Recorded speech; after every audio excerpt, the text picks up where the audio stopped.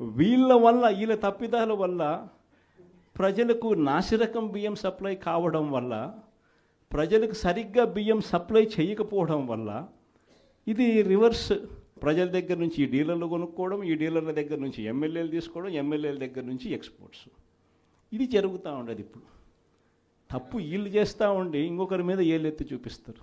మన హయాంలో దళారీ వ్యవస్థను పూర్తిగా తీసేసి ప్రతి రైతుకు కనీస మద్దతు ధర ఖచ్చితంగా వచ్చేట్టుగా ఆర్బీకేలే వాళ్లకు పేమెంట్ స్లిప్స్ ఇచ్చేట్టుగా మన ప్రభుత్వంలో జరిగితే, రైతుకు ఏ మిల్లుకు తాను పోవాలి అనేది పూర్తిగా పక్కన పెట్టేసి పలాని మిల్లుకే మీరు పోవాలి అనేది తీసేసి రైతుకు మిల్లర్కు సంబంధం లేకుండా చేసిన పాలన మంది.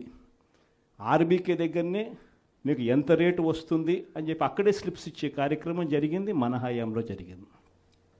ఈరోజు ఏం జరుగుతూ ఉంది? రైతులు పంట చేతికి వచ్చేసరికి ఈ క్రాప్ లేదు, ఆర్బీకే వ్యవస్థ నీరు గారిపోయింది, ఆర్బీకే దగ్గర కొనుగోలు చేసేవాడు లేడు. సో రైతులు గత్యంతరం లేక మిల్లర్ల దగ్గరికి పోవడం, మిల్లర్లు 300 రూపాయలు 400 రూపాయలు తక్కువ రేటు కొనుగోలు చేయడం, ఇది ఇప్పుడు జరుగుతూ ఉంది. అన్ని రకాలుగా